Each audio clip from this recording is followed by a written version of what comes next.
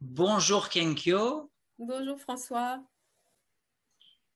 Alors nous avons la joie de t'accueillir aujourd'hui pour un flash. Donc tu es non-bouddhiste de tradition zen, auteur de 3 livres, Ma cure de silence, À la recherche du temps présent et le dernier, Danser au milieu du chaos, qui est paru chez Flammarion.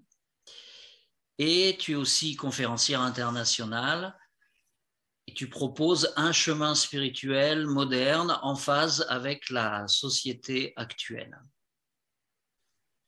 Voilà, donc nous sommes très heureux de t'accueillir et je vais pouvoir maintenant te poser les 3 questions des flashs spirituels. Alors, voilà la première. Qu'est-ce que la spiritualité pour toi, Kenkyo? Merci François pour cette très belle question. À mon sens, la spiritualité, c'est ce qui fait d'une vie une vie pleine de sens, une vie vibrante, une vie remplie d'énergie, une vie connectée à l'invisible. Donc la spiritualité, pour moi, c'est au cœur du quotidien. Trouver cette étincelle qu'on appelle dans le bouddhisme la prise de conscience de l'interdépendance, trouver cette étincelle, cette vibration interne qui nous connecte au mystère. Dans le bouddhisme, on a par exemple une très belle expression qui nous vient d'un des premiers disciples du Bouddha qui s'appelait Vimalakirti, et c'était un disciple laïque, donc ça c'est aussi un élément important pour nous, que la spiritualité, elle n'est pas liée à une fonction monastique quelconque, mais qu'elle concerne tout le monde. Et pour Vimalakirti, qui était par ailleurs un disciple aussi très très doué, disait, c'est chercher l'introuvable. Alors ce paradoxe, moi ça me parle beaucoup, c'est chercher, c'est-à-dire mettre quand même au service de cette quête toute son énergie, toute son envie, toute sa motivation, en sachant qu'on va vers quelque chose qui nous dépasse complètement et qui certainement, très certainement, n'est pas perceptible par nos capacités sensorielles actuelles et qui va être plutôt du domaine de l'intuition, de l'expérience. Ce serait une petite définition de la spiritualité du quotidien. Merci. Comment vis-tu ta spiritualité au quotidien? Alors, de manière très diverse et variée, mais aussi avec un cadre tout à fait particulier, puisque depuis 22 ans, j'habite ici, là où je vous parle, je suis en ce moment en Alsace, dans un monastère zen, voilà, où je réside depuis 22 ans, cette année. Et donc, on a un emploi du temps monastique très précis, avec un lever très tôt, beaucoup d'activités pendant la journée, des méditations matin et soir, des repas en silence, des rituels, des cérémonies. Et cette spiritualité, en fait, enfin, cet emploi du temps, c'est une manière d'incarner la spiritualité dans le quotidien. Et chaque activité nous demande de tourner, ce qu'on appelle tourner son regard vers l'intérieur.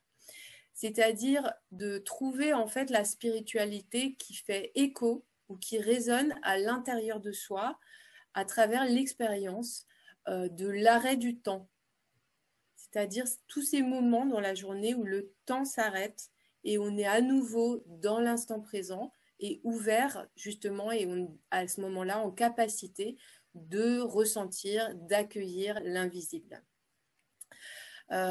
Cette spiritualité du quotidien, elle est accessible partout pour chacun d'entre nous, pas seulement au cœur des monastères, même si bien sûr sur l'ambiance et puis l'emploi du temps s'y prête, mais on peut trouver cette évanescence, ce temps suspendu, cette vibration partout dans nos vies quotidiennes, même en prenant le bus, même en étant dans une file d'attente. Et au contraire, tous ces moments-là, on peut les habiter de manière différente.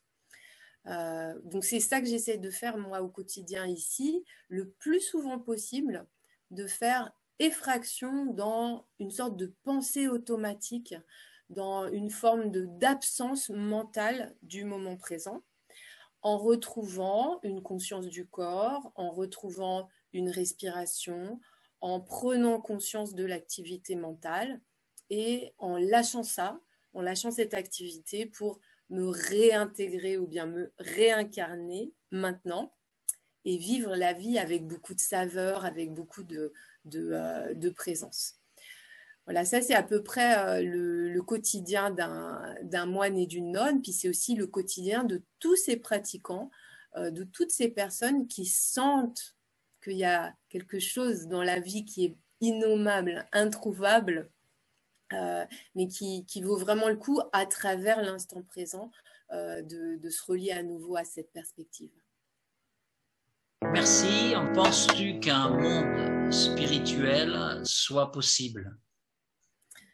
Ah oui, alors oui, je pense que c'est même la seule solution à la crise que traverse la société. Donc moi, je suis très, très concernée, comme tout le monde, par le changement climatique.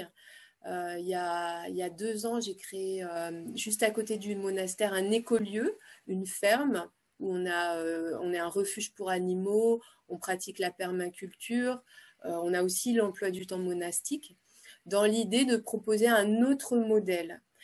Mais ce n'est pas un écolieu simple, c'est un écolieu, on l'appelle un écolieu spirituel. Donc tout ça prend sa source dans un autre rapport personnel avec l'environnement. Pour préciser mon propos, pour le bouddhisme, en fait, le principal problème de l'être humain au niveau de son quotidien, c'est ce qu'on appelle la soif, l'avidité, la volonté de s'approprier les choses, les objets, les êtres parfois, les animaux pour se nourrir, etc., pour souvent combler un manque qu'on aurait, une sorte de manque ontologique, de manque primordial qui serait constitutif de l'être humain. Et à travers la méditation notamment, puisque c'est vraiment une part très importante de notre quotidien, à travers la méditation, on cherche à apaiser ce manque en l'acceptant, c'est-à-dire en ayant une vraie conscience physique.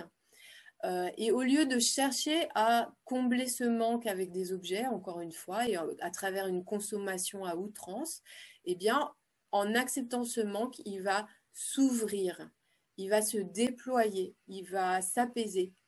Et de cette manière, notre but spirituel aujourd'hui, ce qu'on souhaite amener à la société, c'est une sobriété joyeuse, cette fameuse sobriété heureuse dont parle Pierre Rabhi, grâce à vraiment une connaissance de soi, une connaissance individuelle de plus en plus importante, qui nous permet de mettre cette spiritualité en action.